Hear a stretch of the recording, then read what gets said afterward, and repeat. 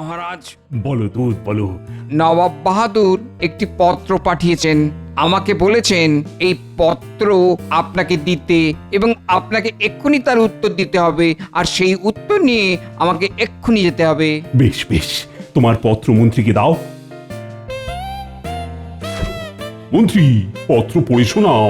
কল্যাণী সুখ কৃষ্ণচন্দ্র, আশা করছি তোমার পূজারা বেশ মহা আনন্দেই আছে, আর তারা তোমাকে মন প্রাণ দিয়ে খাজনাও দিয়েছে। তোমাকে যে কারণে এই পত্র পাঠিয়েছি সেটি হচ্ছে আগামী 14ই পৌষ অর্থাৎ ইংরেজদের বর্ষ শেষের দিন বড়লাট আমাকে একটি অনুষ্ঠান করিয়া একটি ট্যাঁক ঘড়ি উপঢৌকন দেবেন। ট্যাঁক ঘড়ি? হ্যাঁ গোপাল, ওটি হচ্ছে সময় দেখবার যন্ত্র। নবাব বলেছেন এরপর ইংল্যান্ড থেকে একটি বিদেশি সোনার বড় ঘড়ি জাহাজে করে এসেছে। হ্যাঁ, সোনার ঘড়ি? কি হলো মন্ত্রী, কি ভাবছো? না না, বলছি বড়লাটের ইচ্ছা ঠিক রাত 12টায় সোনার ঘড়ি ঢং ঢং করে বাজিবে। আর এ তো ঢং মহারাজ, এ তো বড়ই রঙ্গ, 12 বার ঢং ঢং করবে। গোপাল, একটু চুপ করো। হ্যাঁ, যা বলছিলাম, সোনার ঘড়ি ঢং ঢং করে বাজিবে আর বড়লাট কেক নামক একটি মিষ্টান্ন কাটিয়া নতুন বর্ষ উদযাপন করিবে। তারপর বল নামক এক প্রকার নৃত্য করিবেন। হ্যাঁ, বল নাচ? সে আবার কি? এ কি আমাদের উপর বলপ্রয়োগ করা হবে নাকি? তোমাকে কি আমন্ত্রণ করা হয়েছে গোপাল? সে যাই হোক, বল প্রয়োগের ব্যাপারটা আমার মাথায় কিন্তু থাকলো। মহারাজ, নবাব লিখেছেন বল নৃত্য সাহেব মেয়ে সবাই মিলেই নাচে, আমরা দর্শনে উপভোগ করব। তুমি এবং তোমার পাত্র মিত্র সবাইকে আনিবে, এটাই আমার ইচ্ছা। আমিও বড়লাটকে দেখাতে চাই, আরে ঘরে আমরাও কিছু কম যাই না। এবং কি? গোপালকে অবশ্যই আনিবে। মহারাজ, মনে হচ্ছে নবাব বাহাদুর গোপালকে দিয়ে বল নৃত্য করাবে। পরিশেষে জানাই, এই বৎসরের পূর্ণ খাজনা আমার কাছে এখনো এসে পৌঁছায়নি। নবাব ঘুরে ফিরে সেই খাজনাতে এসেই আটকে যাচ্ছেন মহারাজ। বর্ষবরণে এত বাজনা বাজবে আর উনি খাজনা নিয়েই চিন্তিত। বেশ, তুমি যাও, নবাবকে গিয়ে জানাও 14ই পৌষ প্রত্যুষে মহারাজ কৃষ্ণচন্দ্র, তার পাত্রমিত্র, এমনকি গোপাল সমেত নবাবের কাছে পৌঁছে যাবেন। ধন্যবাদ মহারাজ, আপনার আজ্ঞা নিয়ে আমি আবার রওনা দিচ্ছি নবাবের কাছে। তাহলে মহারাজ, এটা তো বড়লাটের আমন্ত্রণ হলো না? না না না, এটা নবাবের এক প্রকার হুমকি হলো। আমরা কিন্তু নবাবকে জানিয়েছিলাম যে হেমন্তে অসময়ে বৃষ্টির জন্য প্রজাদের অনেক ফসল নষ্ট হয়ে গেছে। কিন্তু উনি বলেছিলেন বৃষ্টির সময় বৃষ্টি হবে, এ আর আশ্চর্য কি? অর্থাৎ নবান্নের পূর্বে ভারী বৃষ্টি চাষিদের কিরকম ক্ষতি করে সেটি নবাব জানেন না, উনি সময়ের দোহাই দিচ্ছেন। কি বলতে চাইছো গোপাল? এটাই বলতে চাইছি যে নবাবের এই সময় জ্ঞানের অভাব ইংরেজরা বিলক্ষণ ধরতে পেরেছে, আর তাই তারা নবাবকে ওই ট্যাঁক ঘড়ি দিচ্ছেন। তোমারও কি ওই রকম ট্যাঁক ঘড়ির শখ জেগেছে নাকি গোপাল? আমার কি শখের শেষ আছে? সোনার ঘড়ি? হ্যাঁ, না, এটাকে কিভাবে কবজায় করা যায় ভাবি। ও, তার মানে তুমি এখন চললে? নবাবের আমন্ত্রণ বিশেষভাবে আমাকে। এটা জানি জানি, তুমি গিয়ে রঙ্গ করবে আর সবাই হাসবে বলি আর কেউ নেই যে নবাবকে হাসাতে পারে। আহা গিন্নি, তুমি বুঝতে পারছো না, এটা শুধু নবাবকে হাসানো নয়, এটা ইংরেজ সাহেবদের বল নৃত্য। তুমি কি যে ছাই পাশ চাকরি করো বুঝি না, শেষে নৃত্য করতে যাওয়া হচ্ছে। আহা, আমি নাচবো নাকি? তুমি নাচলে যে কি হবে সেটাই ভাবছি। ঘরে তো তুমি নাচো না, সবাইকে নাচাও। হ্যাঁ, মানে কি কি কি কি কি বলতে চাইছো কি তুমি? হ্যাঁ, আজ 7 দিন ধরে বলে যাচ্ছি কই মাছের ঝাল খাবো গো। তা 7 দিনে তুমি বাজারে কই মাছ দেখতে পেলে না? খালি আজ আনবো কাল আনবো বলে না চাচ্ছ। হ্যাঁ, কি কাণ্ড হচ্ছে! এত বড় একটা সাহেবদের অনুষ্ঠানের বিষয়ে কথা, আর সেখানে তুমি কিনা কই মাছ নিয়ে এলে। কই আমার, কই মা। এই কই কই করছো কেন? কই শুনে তুমি কই কই কই কই করছো। কি? সোজা কথা বলে দিচ্ছি, কই মাছের ঝাল যদি না খাওয়াতে পারো তাহলে তোমার ওই নাচতে যাওয়া হবে না। হ্যাঁ, কি আশ্চর্য! মহারাজ বললেও হবে না। হ্যাঁ, আরে শোনো গিন্নি, এটা একটা বিরাট ব্যাপার। সাহেবরা আমাদের নবাবকে ট্যাগ ঘড়ি উপহার দেবেন। এটা একটা যাকে বলে দুর্লভ মুহূর্ত হবে। সেই সময় উপস্থিত থাকা একটা বিশাল বড় ব্যাপার গিন্নি। ও তাতে তোমার কি? হ্যাঁ, তুমি নিজে তো ট্যাগ খালি করে সব সময় বসে থাকো। হ্যাঁ, উফ গিন্নি, শোনো শোনো, একটা বিশাল সোনার ঘড়ি জাহাজে করে এসেছে। সেইটা ঠিক রাত 12টায় ঢং ঢং করে বাজবে। সোনার ঘড়ি হোক আর তামার ঘড়ি, ঢং ঢং ঢং ঢং করে বাজবে। সেই নিয়ে তুমি এত ঢং করছো কেন বাপু? বলি কটা সোনার গয়না গড়ে দিয়েছো আমাকে? এই রে, কই মাছ তো এর থেকে ভালো ছিল। কিচ্ছু বলি না বলে তো তুমি পেয়ে বসেছো। এখন বাজারে যাও, ভালো দেখে কই মাছ নিয়ে এসো, তবে তুমি যেতে পারবে, এই আমি বলে দিলাম।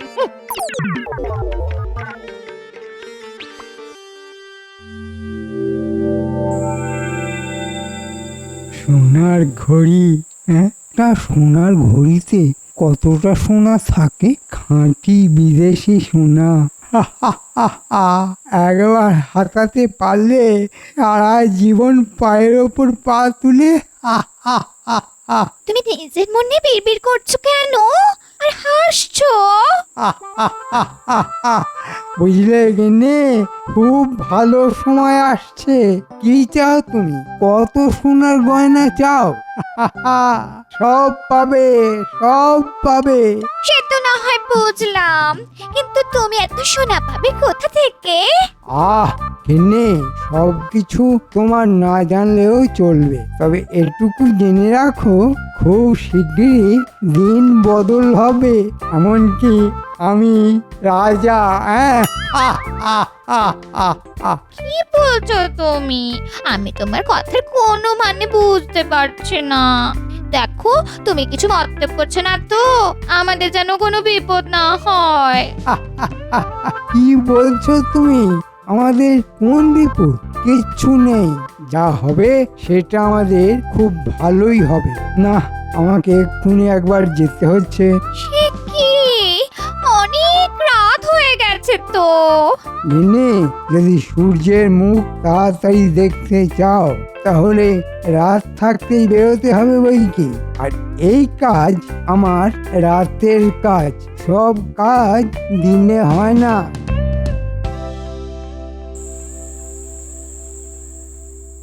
বলি বলি তুমি কি পেয়েছো শুনি এই শীতের রাতে? তোরঙ্গতে কি ভরছো? হ্যাঁ, এই দেখো, আরে আমি কদিন থাকবো তার তো কোনো ঠিক নেই।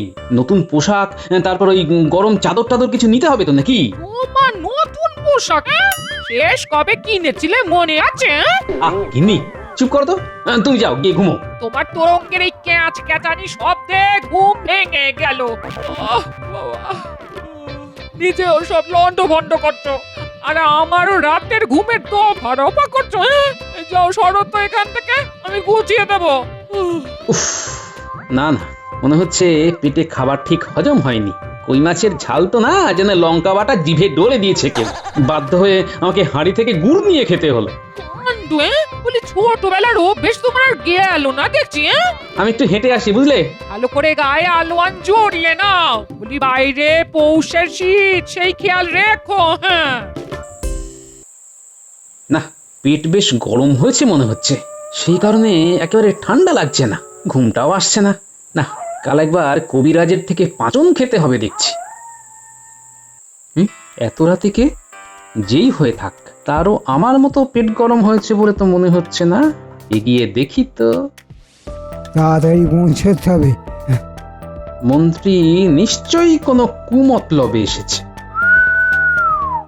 ও বাবা, আবার শীষ দিচ্ছে। বলুন মন্ত্রী মশাই। বড় কাজ আছে, কোথায়? এখানে না, মুর্শিদাবাদে। ও বাবা, তোরা এখনই মুর্শিদাবাদে রওনা হয়ে যা। ছদ্মবেশে থাকবি, বণিকের ছদ্মবেশে।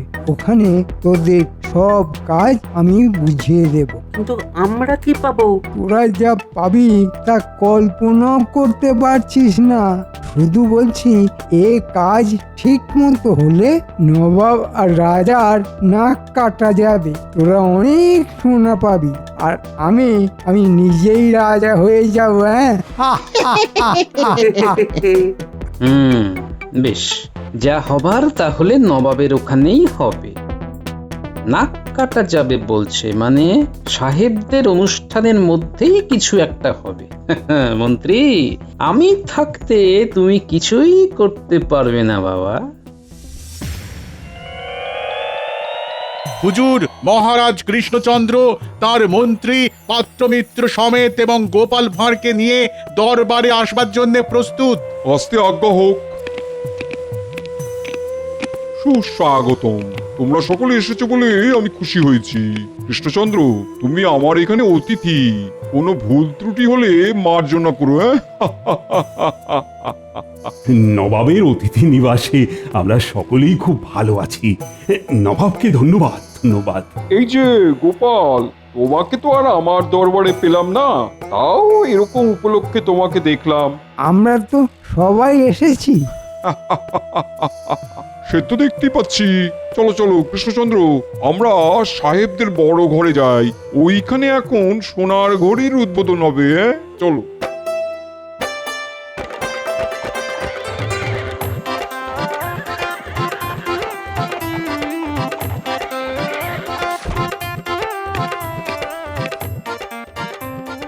এই বিশাল গম্বুজ কি সাহেবরাই বানিয়েছে?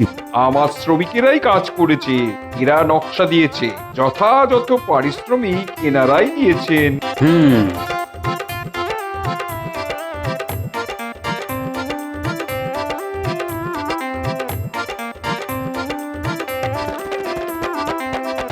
তোমরা আসাতে আমি খুব খুশি হইয়াছি। আমরাও খুশি। উদ্বোধন পর্ব যত তাড়াতাড়ি করা যায় ততই ভালো।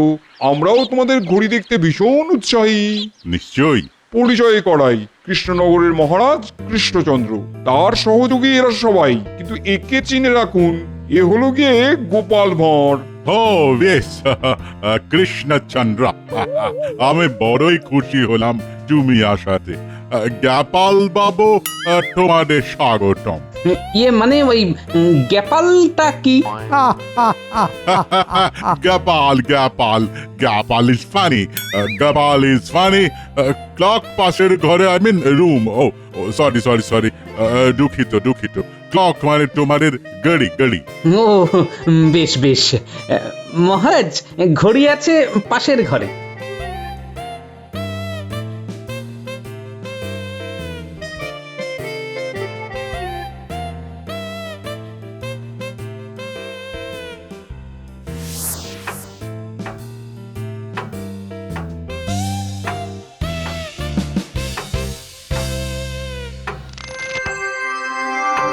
চমৎকার, অপূর্ব অপূর্ব। অসাধারণ। লাজবাব! আজ রাতেই এই ঘড়িতে 12টা বাজবার আগেই ঘড়ির 12টা বেজে যাবে। আজ সন্ধ্যা থেকে আমাদের উৎসব চলিবে। রাত 12টা বাজিলে এই গড়ি জানাবে, আর তখন কেক কাটা হইবে। মহারাজ, নবাব বাহাদুর, এটা খুব সুন্দর জায়গা। আপনারা সবাই যান, আমি একটু বেড়ানোর অনুমতি চাইছি। বেশ বেশ বেশ, তুমি যাও, ঘুরে দেখো।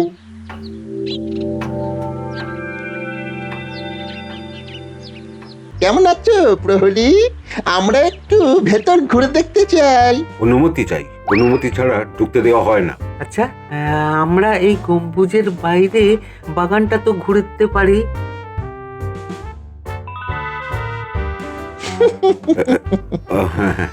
যাও যাও যাও, জলদি জলদি ঘুরে নাও, বিকালের মধ্যে সব চলে আসবে। যাও যাও।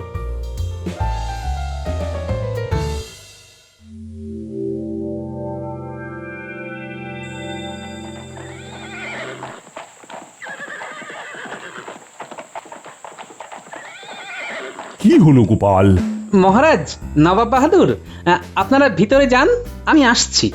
ঠিক আছে ঠিক আছে, তুমি কিন্তু বড্ড ছটফটে হয়ে গেছো গোপাল। গোপাল শয়তানটা কিছু আন্দাজ করেছে কিনা কি জানে।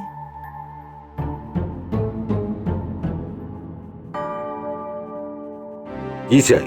তুমি তো দুপুরে ছিলে, দুজন ভেতরে গিয়েছিল। না, এইরকম কিছু তো ঘটেনি। তুমি মোহর নিয়ে মানে ঘুষ খেয়ে দুজনকে ভিতরে ঢুকিয়েছো।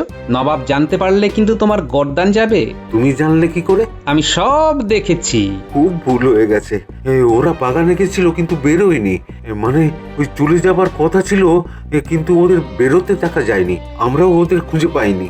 সতর্ক থাকবে, বড় কোনো চুরি বা ডাকাতি হতে পারে কিন্তু। হ্যাঁ, এখন আমাদের বড় লাট নবাবকে ট্যাগ গড়ি উপহার দিবেন। খুব খুব সুন্দর হয়েছে নবাব। তাহলে এখন কটা বাজে? এখন 10টা বাজে, তোমরা খেয়ে নাও। না জানি কি সাহিবি খানা জুটবে। গোপাল আস্তে, কি যে বলো না। আরে এই মন্ত্রী মশাই যে, মন্ত্রী মশাই আর সময় নেই, ঘড়ির সবটাই সোনার, যা নিতে পারবো তাই লাভ। আমরা আগে পেন্ডুলাম গোলার চেষ্টা করছি, আপনি আসুন।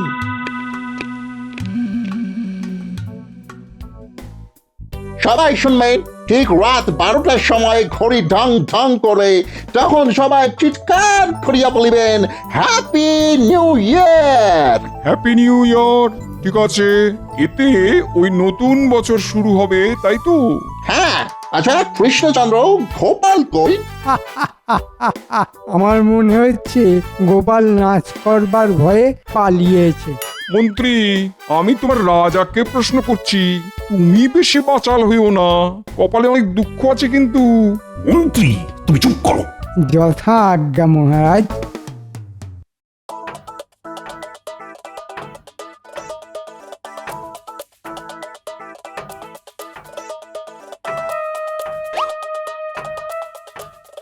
উফ, এত বড় ঘড়ি সে তো বুঝতে পারিনি। তুই যেই ডান্ডা ঝুলছে ওটা ধরে কাঁটায় পৌঁছা। এই রে, এই আমি তো দুলেই যাচ্ছি। কোনো রকমে ওঠ, কাঁটা দুটো খোল আগে। আরে আমি একা কি করে পারবো? উফ, দাঁড়া দাঁড়া, মন্ত্রী যে কি কাজ দিল।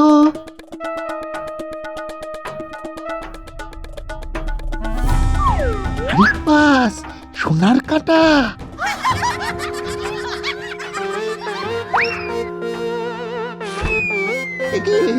মই কোথায় সরে যাচ্ছে রে? তো গড়িয়ে যাচ্ছে রে, তলায় চাকা লাগানো যে। কি গোপাল? ঢং ঢং করে ঘড়ি বাজু, মই আজ তোমাদের কপালে জুটছে না।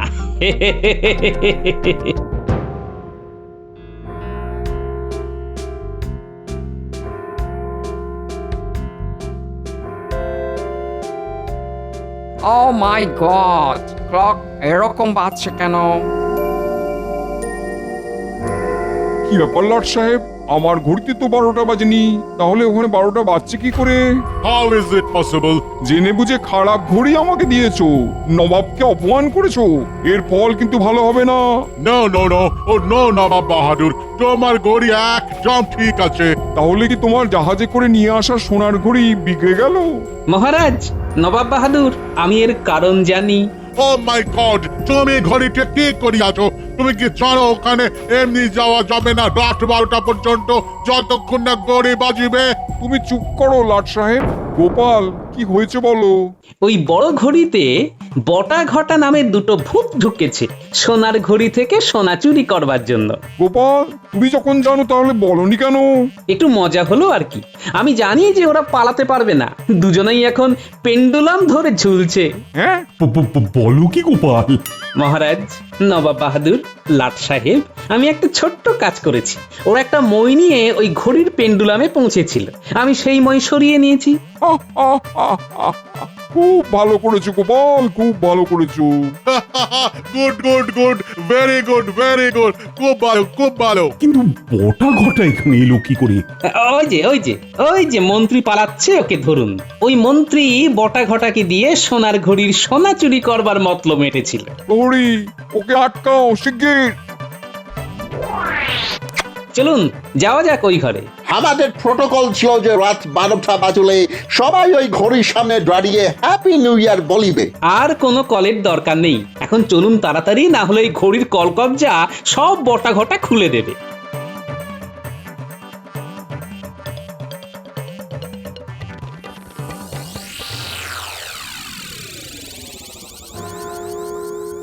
মাই গড! এ কি, এ তো মনে হচ্ছে ভেঙে পড়বে। হ্যাঁ তাই। সবাই সরে যান, সবাই সরে যান।